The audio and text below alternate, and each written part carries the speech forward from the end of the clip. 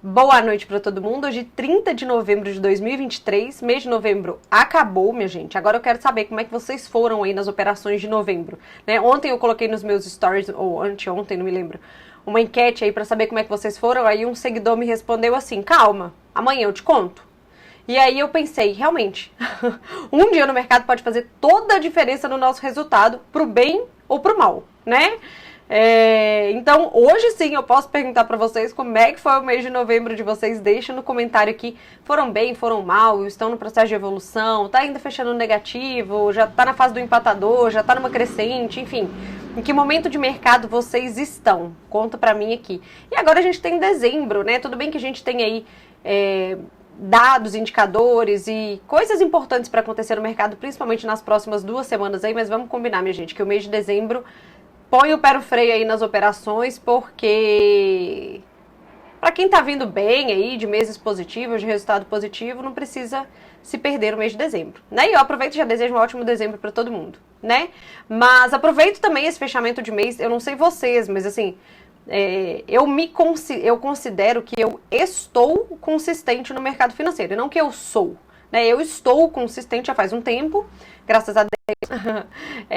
Mas isso é um estado momentâneo. Se eu não me mantiver vigilante, eu perco isso assim, tranquilamente, bem rapidinho. Então eu tenho essa consciência. Então todo fechamento de mês, eu sempre faço uma análise bem criteriosa, bem crítica, assim, uma autocrítica forte em relação ao meu mês realizado. Então onde eu fui ineficiente, onde eu fui eficiente, né? Onde comportamentalmente eu falhei, né? Esse mês, para ser bem sincero para vocês, eu tive algumas falhas comportamentais que não é que elas me geraram loss, elas me geraram falta de gain, né? Eu compartilhei muito isso aqui com as pessoas mais próximas e tal, e enfim, eu chamo isso, eu meço isso como minha eficiência, né? A minha eficiência esse mês caiu, então assim, eu preciso parar, fazer uma análise bastante criteriosa de o que aconteceu, né, para que a minha eficiência tenha caído, né? Isso precisa ser ponderado. Foi, né, as oscilações de mercado, eu não soube aproveitá-las, enfim, não sei. Preciso fazer esse trabalho. Eu sempre faço, mesmo vindo numa fase em que eu estou consistente, né? Mas eu continuo fazendo esse dever de casa, porque o dia que eu parar também é o dia que vai dar errado, né? Então, assim, sugiro que vocês façam mesmo. Bom, dito isto, vamos agora falar de mercado e vamos falar do resumão de hoje. E não se esqueçam, deem um like no meu vídeo, que é muito importante pra mim. Se inscrevam no canal pra quem não é inscrito e ativem as notificações pra vocês ficarem sabendo sempre que eu postar um vídeo aqui pra vocês. Então vamos lá, minha gente, vamos falar de mercados.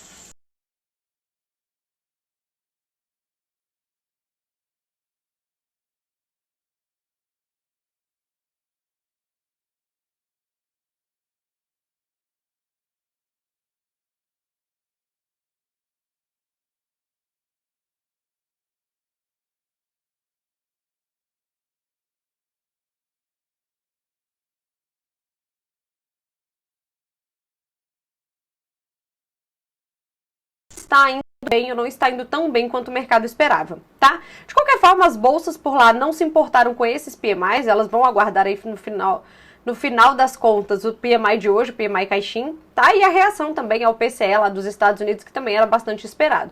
De qualquer forma, as bolsas da Ásia, que a gente pode ver nesse quadradinho aqui, ó, elas fecham no positivo, até recuperando parte das quedas dos últimos dias, tá?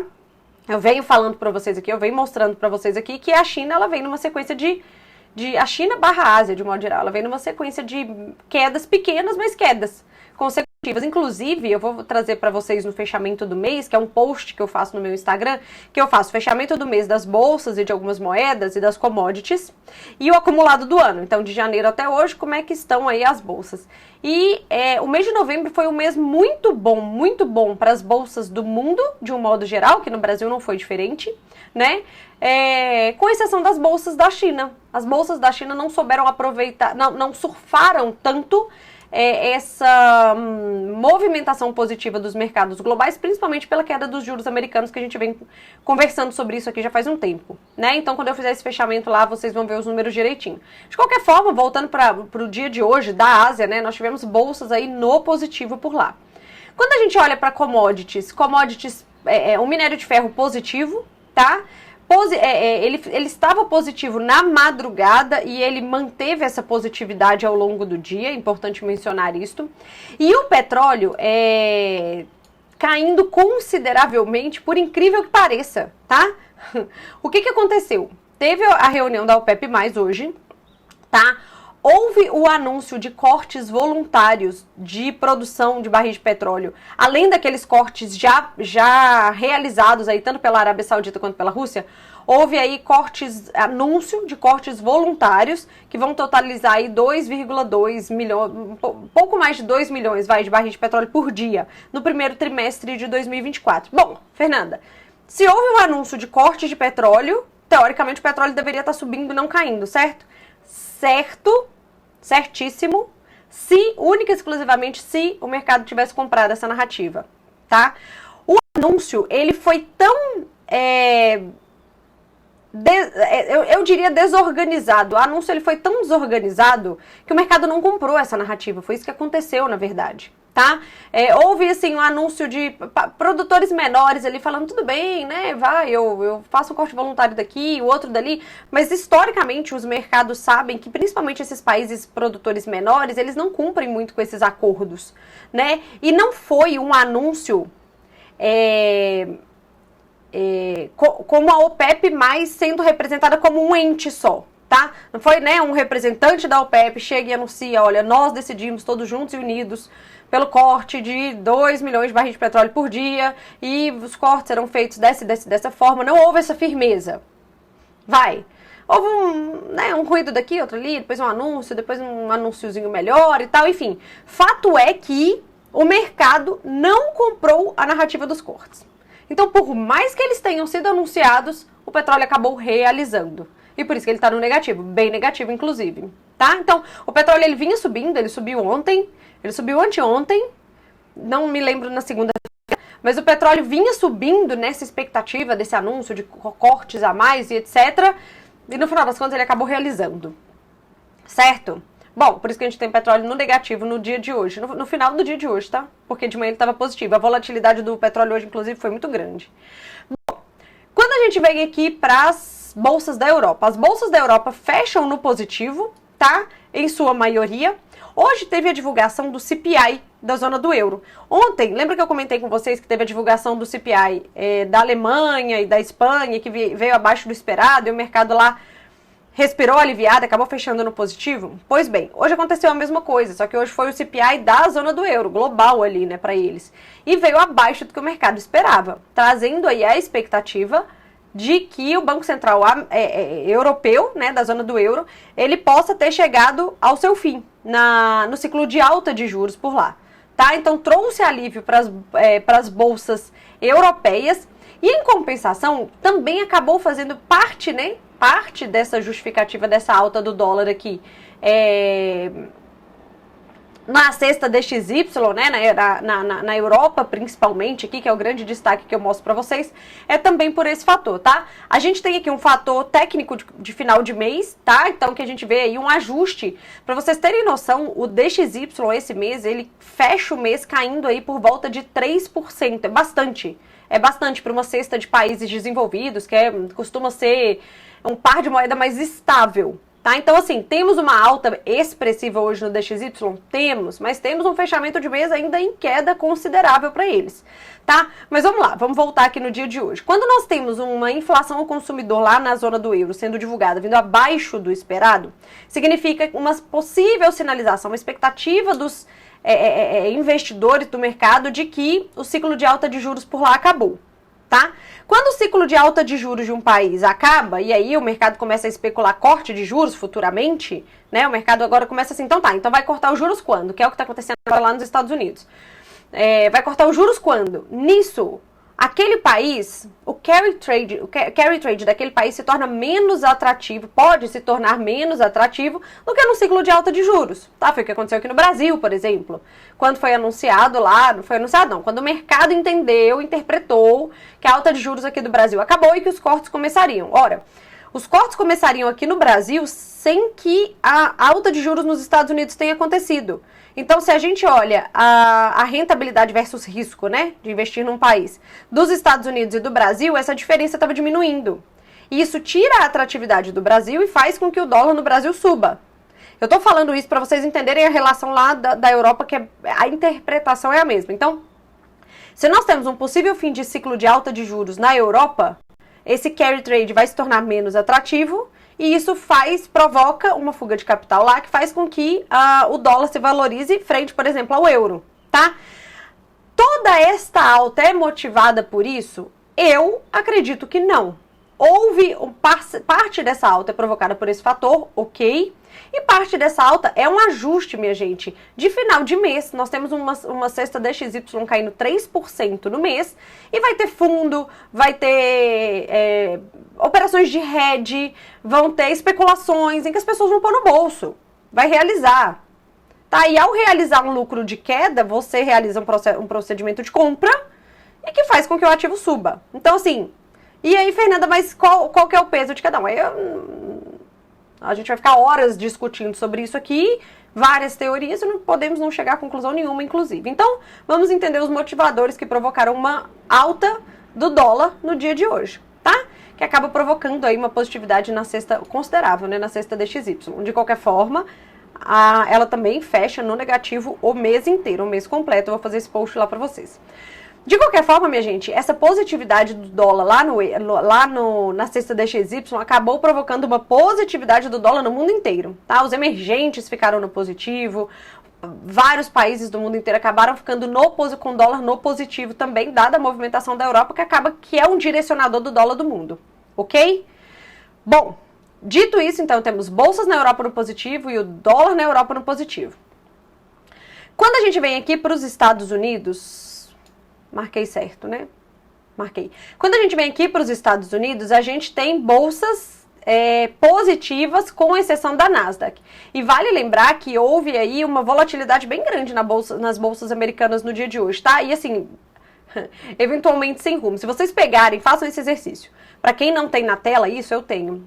Mas se vocês não tiverem, peguem o gráfico do Russell 2000 e deem uma olhada nele. A minha janela é de 15 minutos.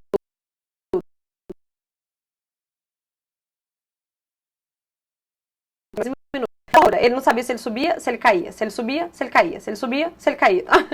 Tava desse jeito. Mas vamos lá, minha gente. Lá nos Estados Unidos hoje teve a divulgação do PCE, que é a inflação, esta sim, é a inflação oficial que o Banco Central americano usa aí para balizar, né, sua política monetária, a decisão de juros por lá.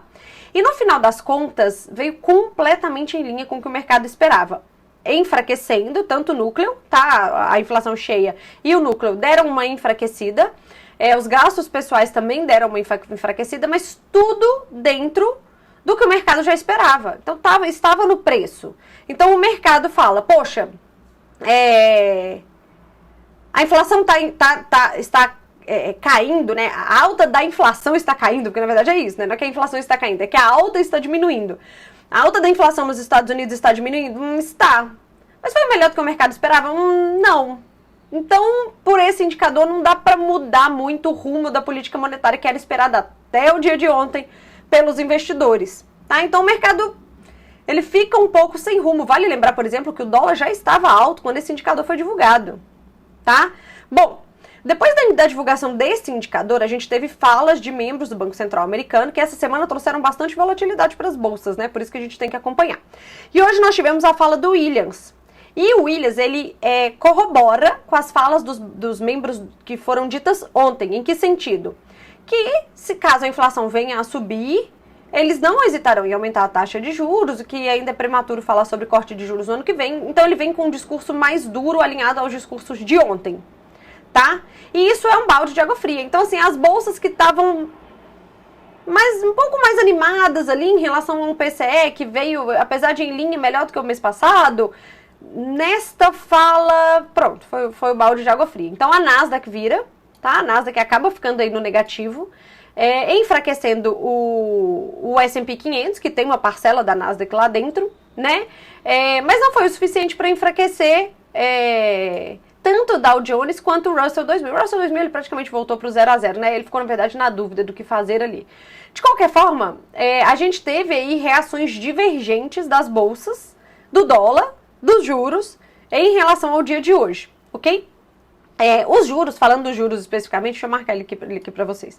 Os juros, eles sobem hoje, tá? Olhando para o PCE, mas principalmente olhando aí, eles já estavam positivos no dia de hoje, realizando parte dessa queda monstruosa que teve esse mês, né? Mas depois da fala do Williams, eles passam a subir um pouco mais expressivamente, tá? Inclusive, minha gente, essa semana o mercado chegou a precificar, principalmente por conta daquele anúncio da Bloomberg, do investidor bilionário, que acha que o corte de juros dos Estados Unidos vai ser no primeiro trimestre do ano que vem. Eu comentei isso com vocês ontem ou anteontem, não sei.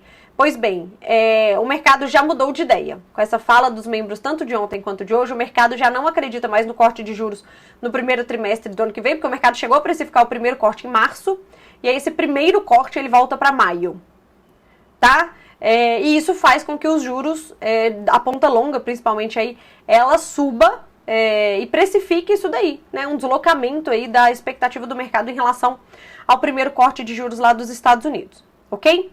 Além dessas informações, para fechar os Estados Unidos aqui, hoje saiu um dado que é vendas pendentes de moradia, tá? E o dado veio o mais fraco da série histórica dos Estados Unidos. Então, realmente é uma informação muito importante, tá? E o que acontece? Só para contextualizar rapidamente para vocês aqui. Os Estados Unidos, como eles sempre tiveram uma taxa de juros próxima de zero, as pessoas ao comprarem o imóvel e financiá-lo, elas sempre financiaram, de um modo geral, elas financiaram a uma taxa pós-fixada, porque a taxa de juros lá sempre foi próxima de zero. Só que agora a taxa de juros lá não é próxima de zero, ela é 5%, né? E aí, esse financiamento pós-fixado está pisando no bolso dos americanos, tá? No momento de pandemia, os americanos receberam vários chequinhos lá e tal, para poder, né, como uma forma de estímulo do governo ali, para poder segurar a economia americana, como vários países, praticamente todos do mundo fizeram, tá? E aí isso trouxe um certo, isso prolongou esse problema que estaria por vir para as famílias americanas. Então vamos lá. Hoje, quem mora de aluguel lá e quer comprar um imóvel, vai esperar, porque a taxa de juros está alta e o financiamento vai ficar caro. Quem tem um imóvel hoje e desejava vendê-lo, está segurando. Porque se ele vender este imóvel e tiver que comprar outro, ele vai entrar num financiamento caro, né? E as pessoas que estão pagando um financiamento lá pós-fixado, uma hora a conta não vai fechar. Então existe um acompanhamento de perto do mercado em relação a esse tema, por quê? Será que o Banco Central americano vai começar a cortar os juros antes disso virar um problemão? Antes do americano, por exemplo, que está com esse financiamento apertado, falar assim, cara, não dou conta mais de pagar. Não dou conta mais de pagar. Cheguei no meu limite, né? Será que o que vai acontecer primeiro? Né? Se é esse susto do setor, esse aperto no setor imobiliário, ou o Banco Central americano vai começar a cortar a taxa de juros antes que isso aconteça? Esse é um ponto de atenção que o mercado está acompanhando de perto. Fato é que esse indicador vindo mais fraco da série histórica trouxe uma preocupação em relação a esse tema. Ok? Mas eu queria só trazer essa informação aqui para vocês. Bom, dito isso, a gente tem aí as bolsas nos Estados Unidos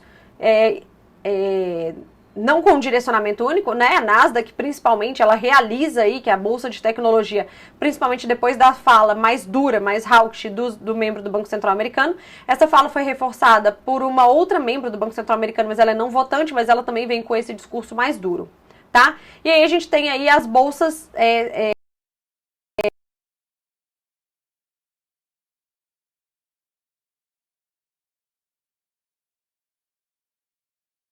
tá? Voltou. Deixa eu ver se voltou. Hoje ela tá ruim, eu já tentei gravar esse vídeo pra vocês umas 3 vezes. Mas eu vou continuar esse, porque senão vocês vão ficar sem o vídeo. Mas vamos lá, só pra fechar então, a gente fecha o vídeo de hoje, então, falando de Brasil. Vamos lá. O Brasil, ele fecha no positivo, tá? Ele estava seguindo a movimentação internacional, mas no período da tarde, principalmente, né? Do almoço para a tarde, ele descola completamente, fecha no positivo. E o nosso dólar, que estava mais forte... Ó, tô marcando o dólar errado. E o nosso dólar, que ele estava mais forte, inclusive, ele chegou a bater quase 1% de alta no dia de hoje, seguindo o dólar forte no mundo, tá? Ele acaba perdendo força. Por quê? Hoje o Galípolo, que ele é diretor do Banco Central brasileiro, ele sinalizou, não é que ele sinalizou, o mercado interpretou pela fala dele que o Banco Central brasileiro pode cogitar acelerar a queda de juros por aqui. E aí isso trouxe, assim, ele trouxe uma visão positiva vinda do Banco Central para o mercado brasileiro, tá? E isso acabou trazendo positividade para nossa bolsa e desestressou um pouco o dólar. Ele acabou no positivo também, seguindo a movimentação mundial, mas ele perde força. Ele perde força, tá? Além disto também, nós tivemos aí a Assembleia Geral da Petrobras, foi aprovado que os cargos da Petrobras poderão ser ocupados por políticos, né? Então, assim, a gente vai reviver a história, provavelmente, né? Não, infelizmente, na verdade. Mas isso foi aprovado, só que também foi aprovado, isso tirou até fôlego da Petrobras, que depois voltou a subir ao longo do dia, mas também foi aprovada aí uma reserva de capital para pagamento de acionistas de dividendos e etc. Isso, enfim, é um toma lá da cá, né? Além disto, também a OPEP+ convidou o Brasil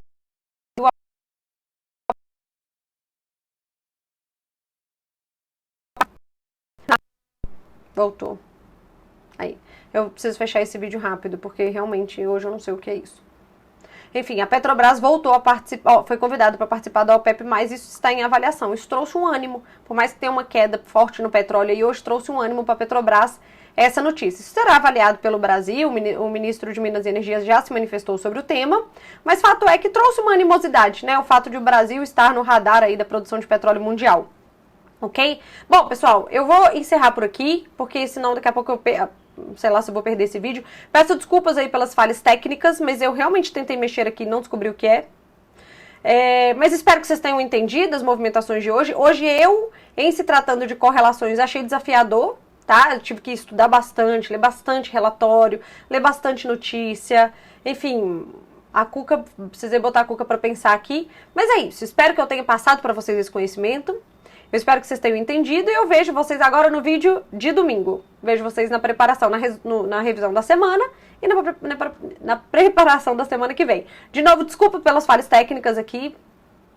Tentarei fazer com que isso não aconteça no domingo, mas vamos em frente. Beijo e até domingo. Tchau!